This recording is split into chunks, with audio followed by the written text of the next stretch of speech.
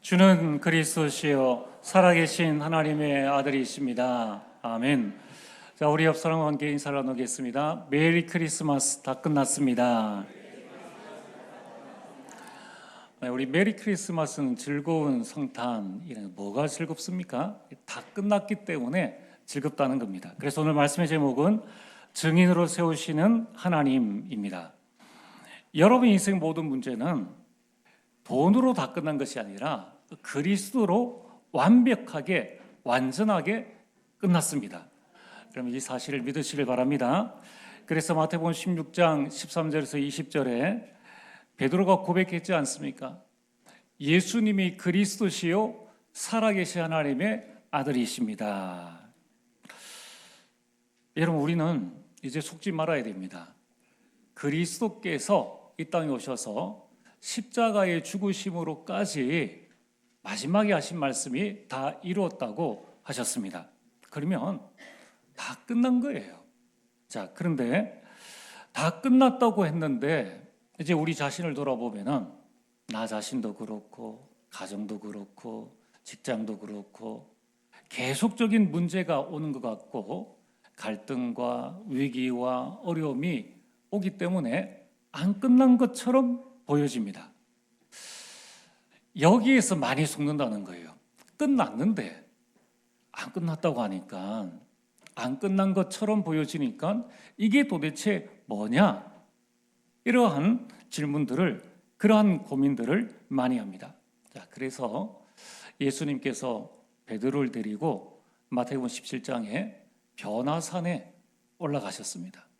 야고보, 요한을 데리고 변화산에 올라가니까 유대인들이 그렇게 좋아하는 이 신앙의 인기 스타 모세입니다. 모세. 다 모세가 되기를 원하죠.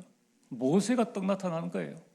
그리고 능력의 선지자, 불을 일으키고 바람을 타고 다니고 온갖 능력을 일으켰던 엘리야. 이야, 이 예수님이 모세, 엘리야와 동급인가? 자, 이제 베드로, 요한, 야고보가 놀랐어요. 내가 모시고 있는 이 모세, 예수가 이야, 모세 선지자랑 같이, 엘리야 선지자랑 같이 대화를 나누는구나. 놀래고 있는 그때에 하늘에서 소리가 와서, 소리가 난 다음에 두려움에 떨다가 눈을 보고 보니까 이제 8절입니다.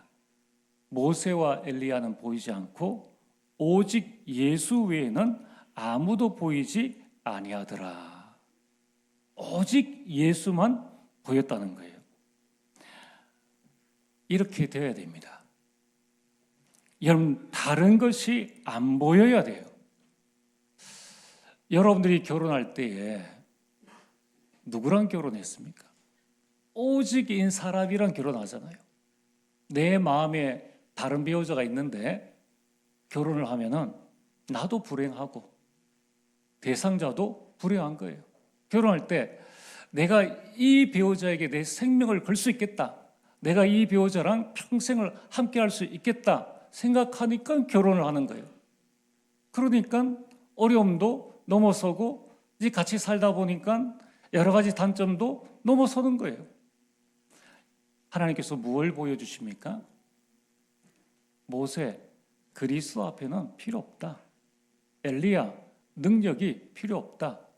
그리스도만 바라보라. 여러분이 문제를 바라보지 말고 그리스도를 바라보게 되기를 주님으로 축복합니다. 사람 모세 의지하지 마시고, 능력 의지하지 마시고, 여러분이 가진 것 의지하지 마시고 오직 그리스도만 바라보게 되기를 주 이름으로 축복합니다. 그때 보여져요. 그때 보여집니다. 내 속에 다른 거 품고 있으면은 이것과 되겠나라는 생각을 하게 됩니다. 자, 그래서 오늘 그리스도께서 어떻게 끝내셨는가 우리가 확실하게 알아야 되겠죠. 내 과거는 어떻게 되어졌습니까? 그리스도는 영세전에 계셨던 그리스도입니다. 우리가 태어나기 이전에 계셨던 그리스도, 그 영세전 그리스도께서 우리 과거 문제, 여러분이 영원한 문제를 완전히 끝내셨어요. 끝내시고 여러분들을 구원하신 겁니다. 목사님, 그러면은 내 운명은 어떻게 되어집니까? 내가 우리 가정에 결혼을 와서 보니까 뭐 안 믿는 가정이고 내가 이렇게 살아야 됩니까? 도대체 내 운명은 어떻게 되어집니까? 성육신하신 그리스도께서 여러분의 운명 완전히 끝내셨습니다. 저주재앙 완전히 끝내셨어요.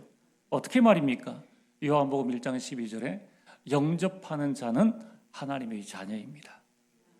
어떤 부모에게 태어나든지 상관없이 부모의 운명 따라, 가정 가문의 운명 따라 가는 것이 아니라 이제 우리에게 새로운 운명이 주어졌습니다. 하나님의 자녀의 운명, 새로운 피조물, 새 사람의 운명을 가지고 우리는 새 인생을 살아가는 겁니다. 그래서 과거 잊어버리세요. 여러분들이 나의 지나왔던 운명이라 생각하는 모든 것들 운명 아닙니다. 하나님의 계획입니다. 여러분들이 그리스도께서 해결하셨다. 내 운명 다 해결되어졌다. 그러면은 지금 나의 문제는 어떻게 되어집니까? 부활하신 그리스도 이름으로 기도하면은 반드시 지금 문제에 대한 해답을 주시거나 아니면 응답을 주십니다. 해답은 뭡니까? 답을 주시는 거예요. 그래서 그 문제가 있어도 나랑 상관없는 거예요. 사도 바울이 자신의 몸의 질병을 두고 하나님 앞에 간절히 3번을 기도했습니다. 그때에 하나님께서 무엇을 주셨습니까? 내 능력이 너에게 머물게 하려 함이니라. 질병은 해결 안 됐는데 답을 얻었죠. 나의 이 연약함을 통해서 그리스도의 능력이 내게 머물게 하기 위해서 나에게 이런 질병을 주셨구나. 답을 얻고 난 다음에는 그 질병이 바울에게 더 이상 근심거리, 걱정거리가 되지 않았습니다. 여러분, 가난합니까? 질병 속에 있습니까? 여러분이 해답을 얻으시든지 아니면 응답을 받으시면 돼요. 응답이 뭡니까? 여러분, 성전 미문에 앉았던 안전뱅이가 나사렛 예수 그리스도의 이름으로 일어나 걸었습니다. 완전 치유를 받았는 거예요. 그걸 응답이라고 합니다. 가난 속에 있습니까? 예수 그리스도의 이름으로 기도해서 해답을 누리시든지, 가난이 나에게 영향을 미치지 않든지, 아니면은 하나님이 원하시는 빛의 경제를 회복하시든지, 예수 그리스도의 이름으로 기도할 때에 하나님은 우리에게 반드시 응답해 주십니다. 또한 미래는 어떻게 하면 되겠습니까? 많은 목사님들이 미래를 걱정합니다. 많은 중직자들이 미래를 걱정합니다. 또 내 자녀 내가 어떻게 하면 좋겠느냐? 우리 자녀 내가 없으면 어떻게 되겠느냐? 여러분이 하나님이십니까? 여러분의 미래, 여러분의 모든 자녀들의 미래는 재림주 그리스도께서 완전히 끝내셨습니다. 여러분, 재림주 예수 그리스도께서 오실 때에 우리 모든 인생 모든 것들은 다 바뀌게 됩니다. 아무 걱정하지 마시길 바랍니다. 미래를 걱정하는 제자들에게 천사들이 말했습니다. 사도행전 1장 11절에 너희들이 본 그대로 예수 그리스도께서 오실 것이다. 여러분, 그 날이 멀지 않았습니다. 우리 영혼은 어떻게 될 것인가? 죽고 난 다음에 어떻게 될 것입니까? 심판주 그리스도께서 영원한 천국을 우리에게 보장해 주셨습니다. 많은 불신자들은 죽음으로 인생이 끝난다라는 생각을 가지고 있는데 틀린 것이죠. 우리는 죽음이 인생의 영원한 행복의 새로운 시작입니다. 자, 지금의 나의 모습을 가지고 영혼을 산다고 생각하면 얼마나 불행합니까? 그렇죠? 또 장애를 토하신 분이 그 모습 가지고 영혼을 산다는 것은 있을 수 없는 일이죠. 천국에서는 우리 모든 것들이 다 변하게 됩니다. 그래서 요한계시록 20장 15절에 누구든지 생명책에 기록되지 못한 자는 불못에 던져지더라. 반면 21장 27절에 오직 어린 양의 생명책에 기록된 자들만 들어가리라. 예수 그리스도를 내 인생의 구주로 영접한 자는 그 이름이 생명책에 기록되어 있는 줄 믿으시길 바랍니다. 여러분의 영혼을 걱정하실 필요 없어요. 오늘 이 자리에 계신 우리 모든 성도님들은 구원받은 하나님의 자녀지 않습니까? 이 땅 가운데에서 우리가 어떻게 살든지 하나님은 반드시 우리 인생을 책임져 주시는데, 잠깐 살고 난 다음에 영원한 천국에서 주님과 함께 영원한 응답을 우리는 누리게 되어 있습니다. 이처럼 하나님은 그리스도로 우리 인생의 모든 것을 해결하셨습니다. 완전한 해결이라는 거예요. 완벽한 해결인 것입니다. 이것이 하나님의 방법입니다. 그러므로 오늘 여러분들이 다른 것으로 답을 내지 말고, 돈이면 된다, 건강이면 된다, 무엇이면 된다, 그것으로 답을 내지 말고 그리스도로 답을 내시길 바랍니다. 끝났습니다. 여러분이 이제 끝났다, 문제는 문제가 아니다, 갈등은 갈등이 아니다, 위기는 위기가 아니다라고 선포하시면 돼요.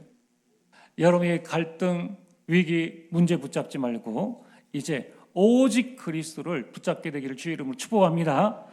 오직 그리스도 붙잡아야지만 그때에 사단이 무릎을 꿇습니다. 오직 그리스도 붙잡을 때에 하나님의 나라가 임하게 됩니다. 오직 그리스도 붙잡을 때에 하나님의 나라의 일이 여러분과 여러분의 가정에 임하여서 직계사대 전도, 직계사대 복음화, 복음의 명문 가문 이루게 될 줄 믿습니다. 자, 오늘 본론의 말씀은 지금 초대교회가 절대절명의 큰 위기를 당했습니다. 그런데 그 위기가 오히려 교회의 부흥을 가져왔습니다. 초대교회의 위기는 이제 곧 이루어질 세계 선교의 든든한 발판이 되어졌습니다. 도대체 이게 무슨 말씀인가? 첫 번째로 하나님을 대적할 자가 없다는 것을 오늘 성경은 말씀하고 있습니다. 여러분, 오늘 우리 20절에서 25절까지 이 본문은 교회와 하나님을 대적하는 자의 최후가 얼마나 비참한지를 보여주고 있습니다. 한번 보세요. 지금 헤롯의 권력은 어떠합니까? 막 하늘을 찌를 듯합니다. 감히 하나님의 교회를 탄압을 했습니다. 하나님이 세우신 사도 야고보를 죽였습니다. 그리고 그 수장 베드로를 옥에 가두었습니다. 얼마나 마음의 기쁨이 충만하겠습니까? 모든 것이 자신의 계획과 뜻대로 움직이는 것 같았습니다. 게다가 이 일을 하니까 모든 유대인들은 이 일에 환호성을 보냈습니다. 이에 헤롯 왕에게는 교만이 충만했습니다. 어느 날 왕복을 입고 나타났습니다. 그가 연설을 했습니다. 그러자 22절에 많은 사람들이 이것은 사람의 소리가 아니라 신의 소리다라는 그 아첨의 말에 속아서 영광을 하나님께 돌리지 않았습니다. 한번 권력 잡으면 끝까지 갈 것 같죠.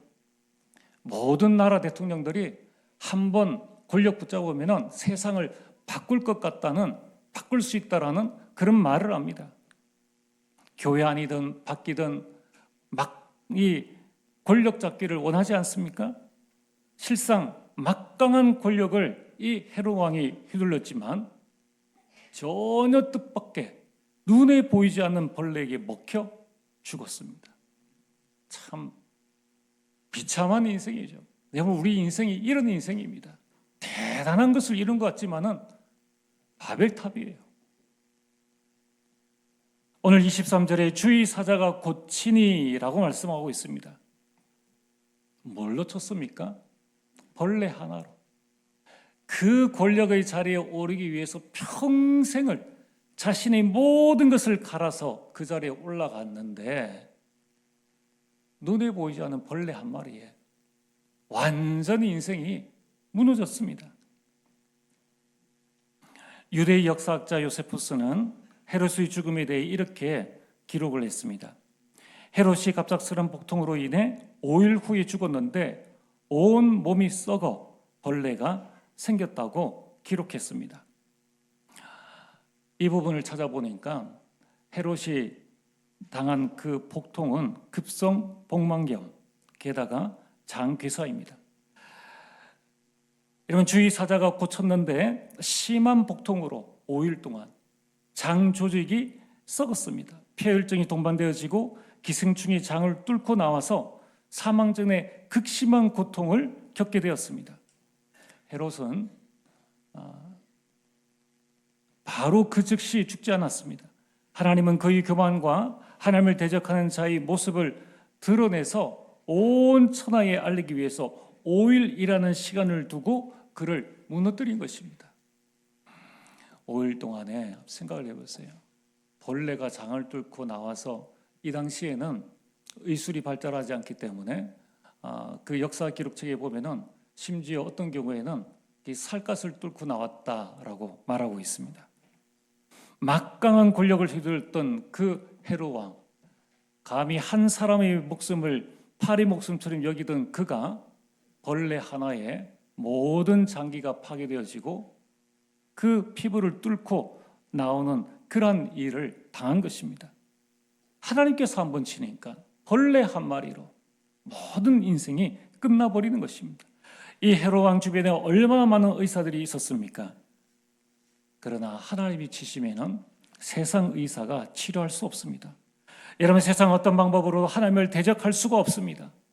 이렇게 그 막강한 권력을 꺾으신 그 하나님께서는 지금도 살아계셔서 여러분과 함께 하십니다. 하나님은 지금도 살아계셔서 하나님의 교회를 지키시고 주의 사자와 성도들을 돌보고 계십니다. 마태복음 16장 18절에 내가 이 반석 위에 내 교회를 세우리니 음부의 권세가 이기지 못하리라. 너희 몸이 하나님의 성전인 것과 하나님의 성령이 너희 안에 계시는 것을 알지 못하느냐?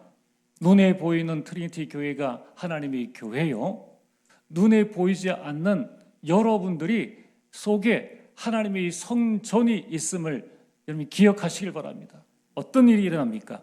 음부의 권세가 이기지 못하리라. 여러분들이 다른 것 오직 할 필요 없습니다. 오직 그리스도에 오직 하시길 바랍니다.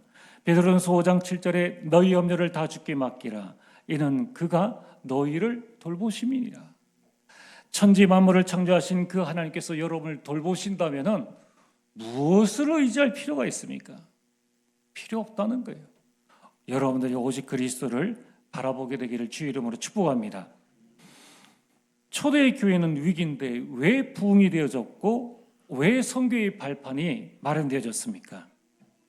두 번째로, 교회는 핍박과 어려움을 당할 수 있으나 하나님의 말씀은 묶이지 않았습니다.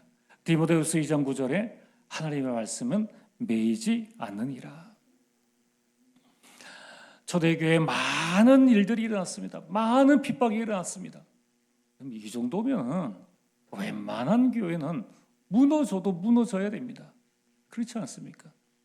조금만 일들이 일어났는데 온갖 소문과 소문을 타가지고 이래 옮기고 저래 옮기고, 지금의 우리 입장에서 본다면은 초대교회 같은 경우에는 뭐 기반이 있습니까? 뭐가 있습니까? 아무것도 없는데 무너져야 되는데 왜 초대교회는 든든히 지금까지 복음운동을 할 수 있는 그 기반을 가질 수 있었는가? 24절에 말씀이 흥왕해졌습니다. 이런 많은 일이 일어났지만 오히려 이 일로 하나님의 말씀은 더욱 줄기차게 널리 퍼져나갔다는 것입니다. 누구를 통해서 말입니까? 사도들과 성도들을 통하여서 곳곳에 말씀 운동이 일어났다는 겁니다. 이 말씀 운동의 결과로 24절에 더하더라, 하나님의 말씀을 믿는 사람이 많아졌다는 겁니다. 여러분들, 환난과 핍박과 어려움 오면은 교회가 줄어들 것 같죠? 내 생각이에요. 내 생각. 초대교회를 이단으로 몰면 다 도망갈 것 같았죠? 내 생각입니다. 이단 누명 쓰면 교회는 망하는 것 같죠? 여러분들의 그렇게 망하겠다고 생각하는 그분의 영적 상태요, 그분의 신앙이에요. 교회의 주인은 누굽니까? 하나님이십니다. 지금 이 복음운동이 활발하게 일어난 데가 어딘 줄 아십니까? 대한민국이 아니라 북한입니다. 대한민국이 아니라 중국입니다. 대한민국이 아니라 저 인도입니다.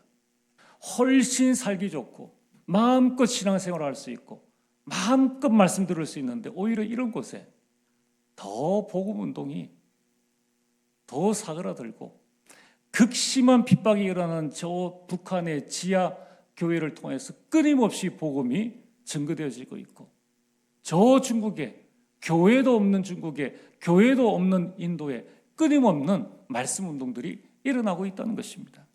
오늘 여러분들 어떻게 생각하십니까? 우리가 잘나서 이렇게 편안하게 신앙생활을 할 수 있다고 생각하십니까? 전혀 그렇지 않습니다. 나중에 하늘나라 갔을 때 하나님께서 뭐라고 말씀하시겠는가? 우리 직분자들, 우리 중직자들, 우리에게 주어진 직분이 너무 과합니까? 너무 힘듭니까? 하나님 앞에서 한번 생각해 보시길 바랍니다. 우리 청년들, 우리 대학생들, 우리 직장인들, 우리가 무엇을 위해서 이 땅을 살아가야 됩니까? 우리는 완전 영원히 보장되어 있는데, 이 땅에서 이제 남은 30년, 50년, 60년을 위해서 가장 중요한 그리스도를 포기하고 우리 인생을 육신을 위해서 살아야 된다는 것은 너무 어리석은 생각입니다. 여러분, 그 어떤 것도 하나님의 말씀을 막을 수는 없었습니다. 공권력이 나섰는데 하나님의 말씀은 흥황하여지고 많은 믿는 자들이 일어났다는 겁니다. 여러분, 오직 복음 앞에 서게 되기를 주의 이름으로 축복합니다. 여러분, 오직 그리스도만 붙잡게 되기를 주의 이름으로 축복합니다. 마태복음 24장 35절에 천지는 없어질지언정 내 말은 없어지지 아니하리라. 이사야서 40장 8절에 푸른 마르고 꽃은 시드나 우리 하나님의 말씀은 영원히 서리라 하라. 오늘 듣는 이 하나님의 말씀은 영원한 하나님의 말씀이에요. 오늘 우리가 지금 붙잡고 있는 이 하나님의 말씀은 사라지지 않는 하나님의 말씀입니다. 신기하죠? 말씀이 흥황하여졌는데 초대교회는 여러 문제, 여러 위기가 있었지만은 복음은 전진했다는 거예요. 오늘 여러분들이 하나님께서 우리에게 주신 이 예배당, 이 좋은 건물 안에서 우리 믿음이 전진하게 되길 바랍니다. 다른 것 때문에 싸우지 마세요. 다른 것 때문에 여러분 왈가왈부하지 마시고 오직 주일에는 복음만 이야기를 하세요. 복음만 말했어요. 여기가 경로당입니까? 여기가 무슨 사교 장소입니까?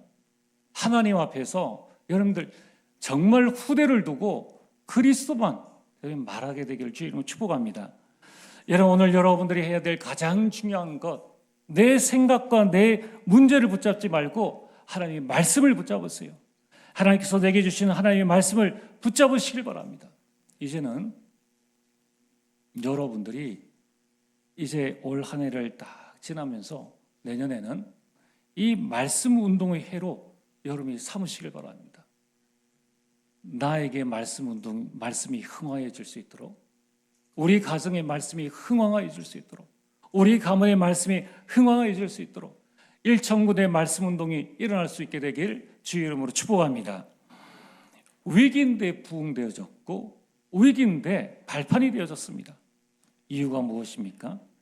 하나님의 계획은 완벽하게 이루어지고 있기 때문입니다.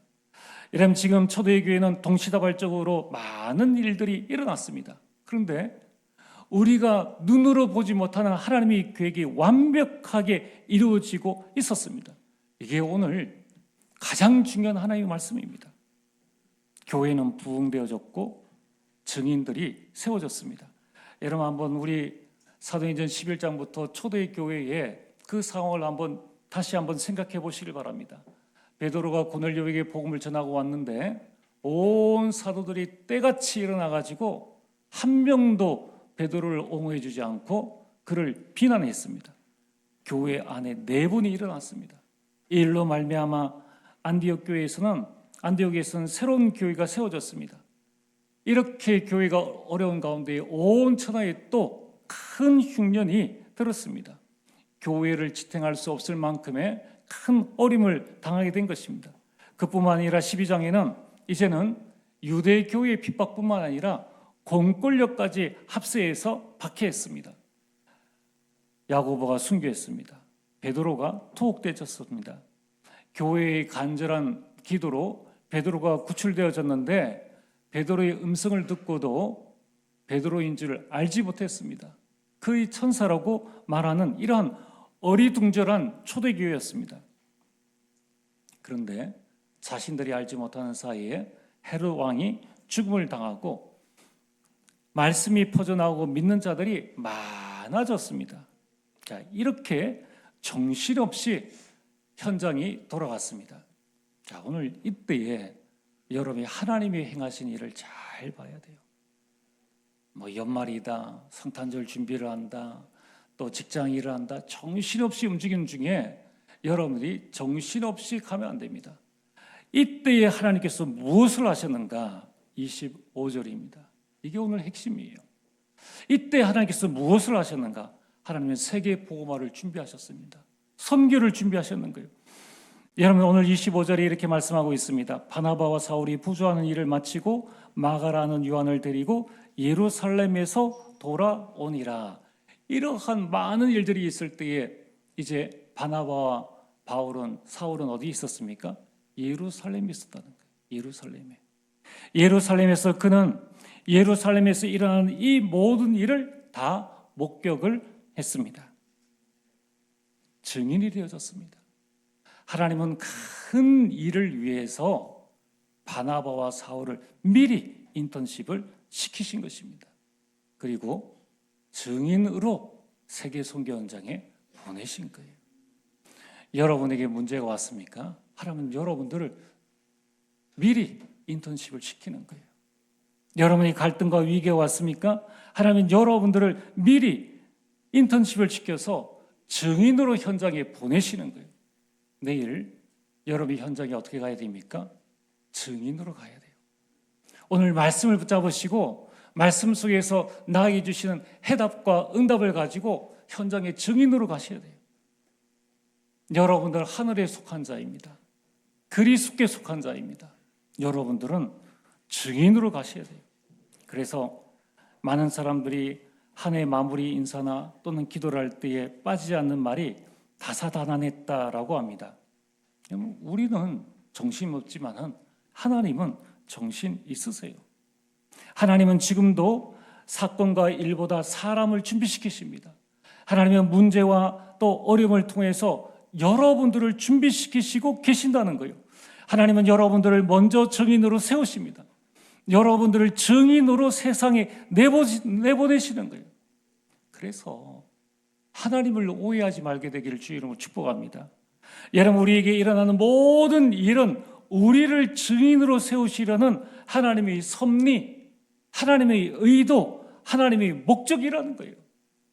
로마서 8장 28절에 하나님을 사랑한 자 곧 그 뜻대로 부르심을 입은 자들에게는 모든 것이 합력하여 선을 이루느니라. 아멘입니까? 여러분이 하나님의 말씀 따라 영접함으로 하나님의 자녀가 되어졌음을 믿습니까? 그렇다면 이 말씀도 믿어야 돼요. 내가 예수 그리스도를 영접함으로 하나님의 자녀가 되었다는 확신이 있다면 나에게 일어나는 모든 일도 하나님께서 합력하여 선을 이루신다라는 이 말씀을 믿고 문제 보지 말고 그리스도를 바라보시라. 갈등과 위기에 속지 말고 그리스도를 바라보라는 것입니다. 하나님의 계획은 완벽합니다. 하나님의 계획은 치밀하시고 하나님은 우리 모든 일을 주관하십니다. 내가 문제를 당한 것이 아니라 하나님이 문제를 허락하신 거예요. 여러분을 증인으로 세우시려고. 그걸 싫다, 그러면 증인을 안 하겠다는 거예요. 왜 하나님과 반대의 방향으로 나갑니까? 말씀 따라가시길 바랍니다. 그래서 1천 말씀 다락방 운동을 일으키라는 거예요. 오늘 여러분들이 절대 걱정하지 마시길 바랍니다. 정신없는 것은 내 사정이지 내가 정신없어도 하나님은 우리를 향한 완벽한 계획을 가지고 움직이시는 거예요. 그 하나님을 믿으시길 바랍니다. 문제와 역사를 통해서 하나님은 우리로 통하여금 미리 보게 하시고 미리 준비하게 하십니다. 오늘 말씀의 결론입니다. 고난은 고난이 아닙니다. 고난은 고난이 아니에요. 여러분, 우리 아이들이 공부하기 힘들다고 합니다. 공부하기 싫다고 합니다. 자, 어른 되어진 우리 부모님들 입장에서 여러분들 그 공부시키는 것이 아이에게 고난을 주는 겁니까? 잘 되라고 하는 겁니까? 물을 필요도 없죠. 물을 필요도 없어요. 하물며 내일을 하지 못하는 우리 인간, 우리도 자녀를 공부를 시킬 때에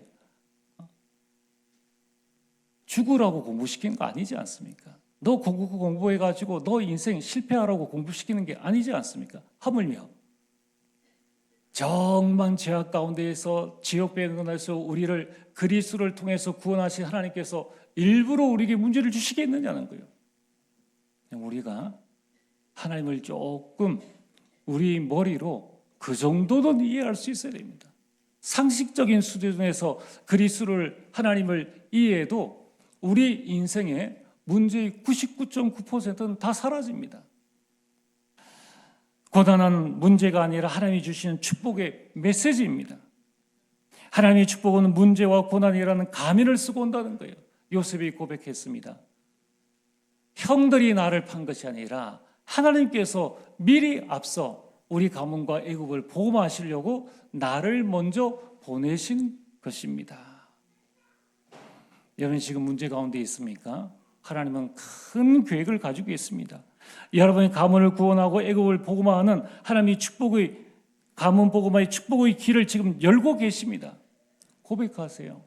이 또한 지나가리라. 이 뒤에 하나님의 축복이 기다리고 있다. 여러분 하나님은 우리를 독생자를 주시기까지 사랑하십니다. 하나님은 독생자 예수 그리스도를 통해서 우리를 구원하셨습니다. 여러분 하나님을 믿게 되기를 주의 이름으로 축복합니다. 이번 성탄 주간에 우리를 구원하러 오신 그 성탄의 기쁨, 그 축복을 일평생 누리게 되길 주의 이름으로 축복합니다. 전능하신 아버지 하나님 참으로 감사를 드립니다. 우리를 증인으로 세우시기 위한 하나님의 절대 계획임을 알고 하나님 문제, 갈등, 위기에 속죄하고 오직 그리스도 붙잡고 승리하는 주의 백성 될 수 있도록 역사하여 주시옵소서. 예수님 이름으로 기도리옵나이다. 아멘.